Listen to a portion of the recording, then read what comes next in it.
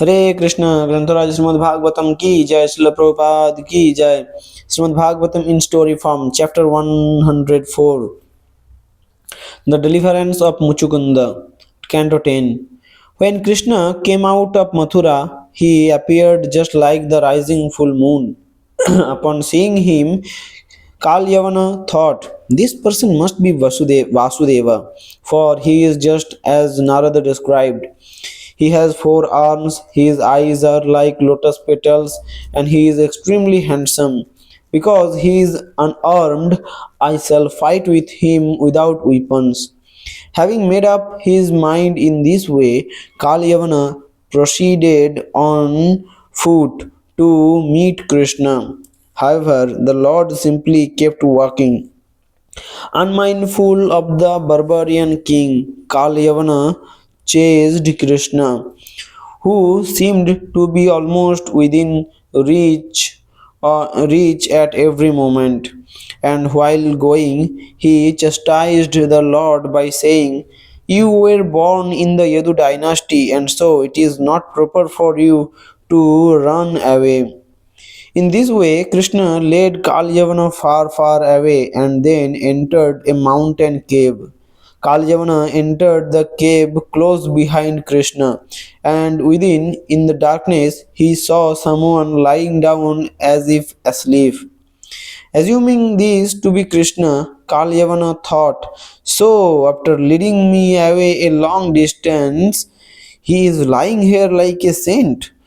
Thinking thus, Kalyavana kicked the man with all his strength. Awakening after a very long sleep, the man looked around and then saw Kalyavana before him.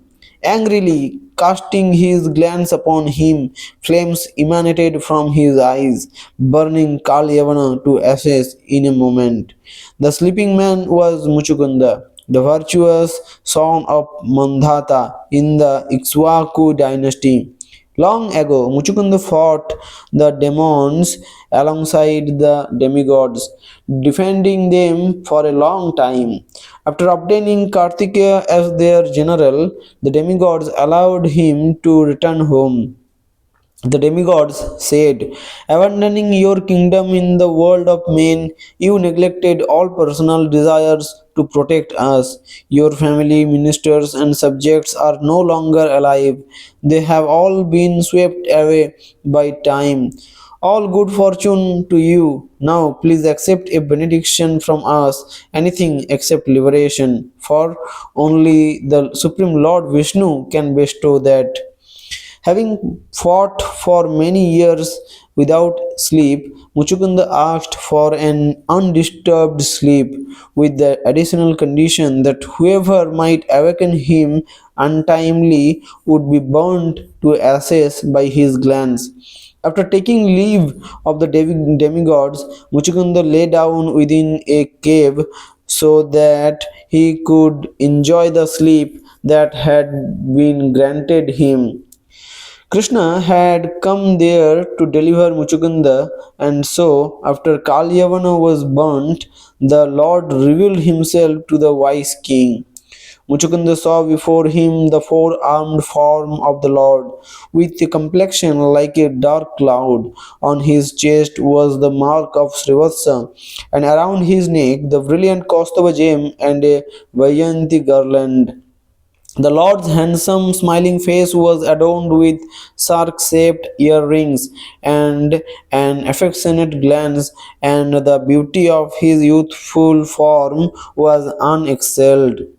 Sri Muchukunda said, who are you that have come to this cave, walking on the thorny ground with feet as soft as lotus petals? Perhaps you are one of the powerful controllers, such as the god of fire, the sun, or the moon. But in fact, I think that you are the supreme personality of Godhead, because your effulgence drives away the darkness of this cave. Then, after Muchukunda had introduced himself, Lord Krishna replied, I have taken innumerable births and innumerable names, and indeed I cannot count them all. Even great sages cannot reach the limit of the descriptions of my pastimes. But nonetheless, I shall tell you about my current birth. Long ago, Brahma requested me to destroy the demons burdening the earth, and so I have descended in the Yadu dynasty as the son of Vasudeva. In your past life, you had prayed to me, and so I have now come here to show you mercy. Please take from me whatever benediction you desire, for one who has satisfied me need never again lament. It is my eternal principle that anyone who comes under my shelter must have all his desires fulfilled by my grace. Rebol. It is my eternal principle that anyone who comes under my shelter must have all his desires fulfilled by my grace. Upon hearing this, Mucukunda bowed down at the Lord's lotus feet, while remembering how in the past Gargamuni had predicted that he would meet the Supreme Lord Narayana. Mucukunda said, "In this world, everyone is bewildered by your illusory energy. Being unaware of their real benefit, they do not worship you, but instead seek happiness by entangling themselves in family affairs, which are actually sources of misery. Although I had obtained the rare human form of life, I wasted my time becoming more and more intoxicated by my kingly opulence, identifying the mortal body as the self. Although it is a material object like a pot or a wall, I became attached to children, wives, wealth, and land, and thus suffered endless anxiety. Thinking myself a god among men, I traveled the earth surrounded by my army, and thus disregarded you. Due to my deluding pride, Due to my deluding pride, a man obsessed with thoughts of what he thinks needs to be done, who is intensely greedy and who delights in sense enjoyment, is suddenly controlled by you, who are ever alert. Like a hungry snake licking its fangs before a mouse, you appear before him as death. The body that at first rides high on an elephant or chariot and is known as king is later on by the invincible power of time called stool, worms, or ashes. Having conquered all direct Having conquered all directions, an emperor sits on his splendid throne, receiving praise from all others. But when he enters the lady's chamber, where sex pleasure is found, he is led around like a pet animal.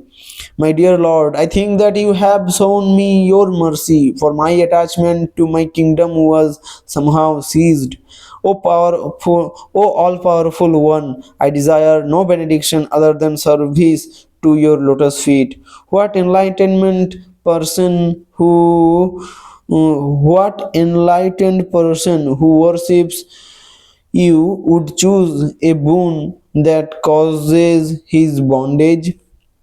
Therefore, O Lord, having put aside all objects of material desire, I am approaching you for shelter. For so long I have been pained by troubles in this world and have been burning with lamentation. Therefore, O Supreme Soul, please protect me, for by good fortune I have approached your lotus feet. The Supreme Lord said, O King, your mind is pure, for even though I enticed you with the offer of benedictions, your mind did not become seduced. You should know that I tried to induce you in this way just to exhibit your exemplary character. The intelligence of my unalloyed devotees is never diverted by material blessings. Wander over the earth at will, with your mind fixed on me. May you always possess such unfailing devotion. Because you were engaged as a Kshatriya, You killed many living beings while hunting, and so you must vanquish the sins thus incurred by carefully performing austerities while remaining surrendered to me. In your next life, you will become a fully qualified Vaishnava, and thereafter you will certainly come back to me. Hare Krishna, Hari Bol.